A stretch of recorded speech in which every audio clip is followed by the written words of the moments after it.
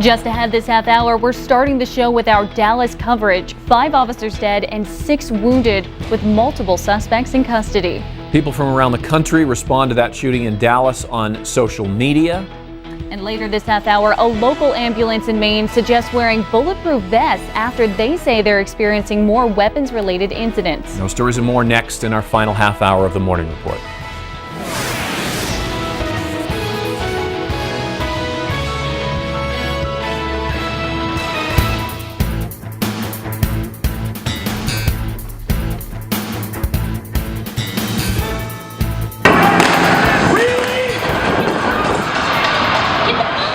Is that a cop dead? Dude, that's a cop down. Dude, that's a cop down. Yeah, there's 4 cops down. 4? Yeah, he shot 7 times. It's a dude? No, it's a sniper from up here somewhere. It's a sniper? You hear the shot? Get down, get down. That's what I'm trying to tell you. 5 officers killed and 6 others hurt after a shooting at a protest in Dallas. As of this morning, several people are in custody and 1 suspect is dead. This happened last night in the central business district of the city, a popular place at night. Lots of restaurants there, lots of people always.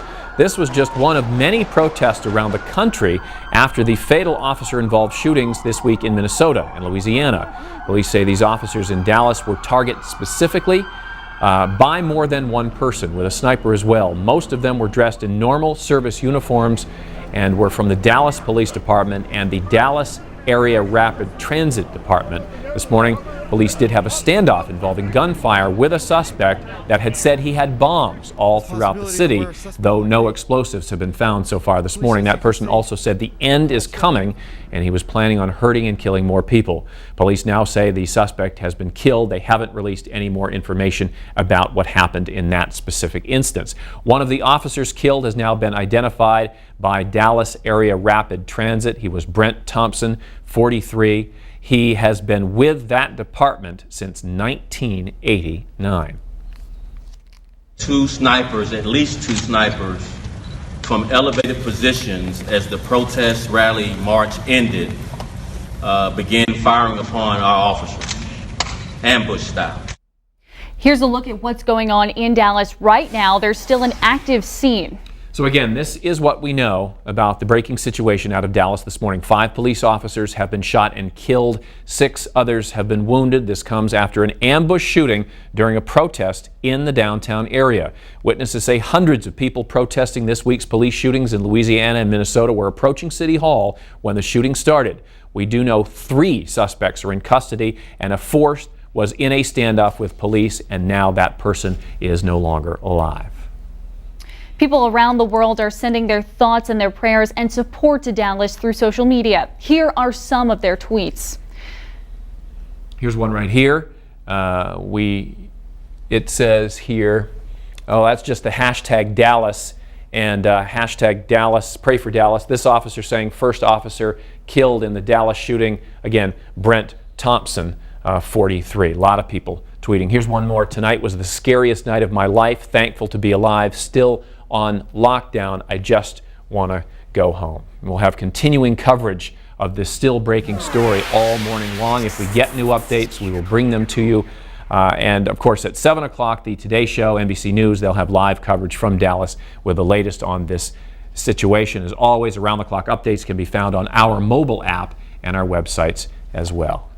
Now we're going to bring it back to Maine News and get a check at the weather this morning with Kevin Mannix. Hi, Kevin. Full news this morning. The ambulance chief in Winthrop says his crews need to start wearing bulletproof vests to stay safe. The chief says they're seeing more weapon-related incidents. Police also say heroin overdoses have skyrocketed, and sometimes those patients become violent and assault crews trying to help them.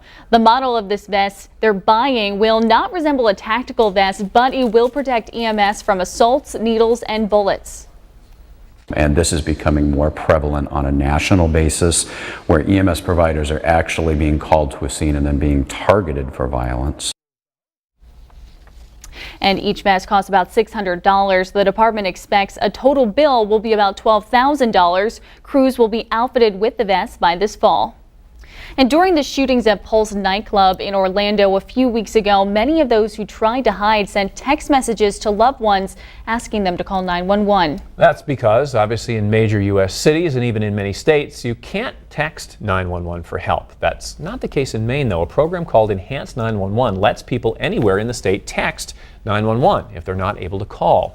Since the entire state is on the same 911 network, the Federal Communications Commission started this program in 2013 and has since partnered with all major cell phone carriers in Maine. The emergency texts are sent to a dispatch center, either Bangor or Gray, and then relayed to the nearest local dispatch. But although it's convenient, officials say calling is still more effective. The location technology with a text is not as good as what it would be with a cell call. Because we just get that one little burst of data that has the location information, and it's not updated as often as a live call would be. Officials hope to make the texting system available to more dispatch centers throughout the state, though, in the future.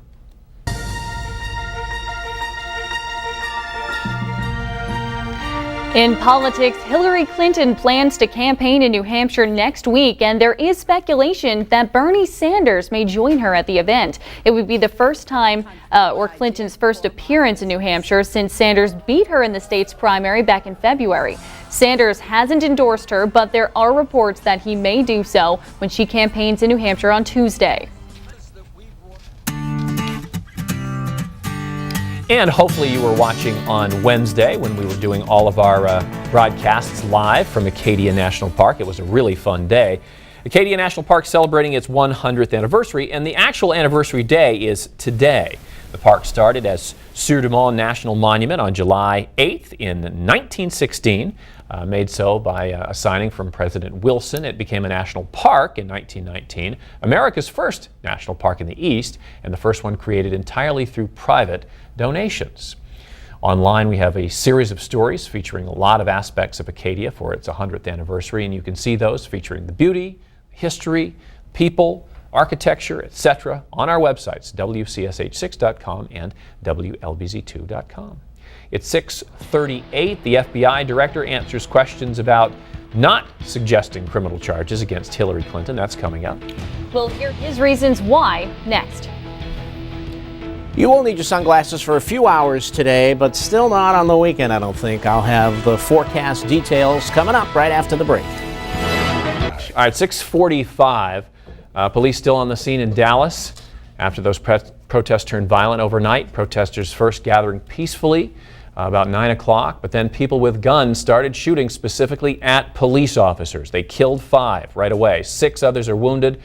Suspects are in custody, though more still could be on the loose. We've been looking at various live shots from Dallas and will continue to monitor the situation throughout the morning.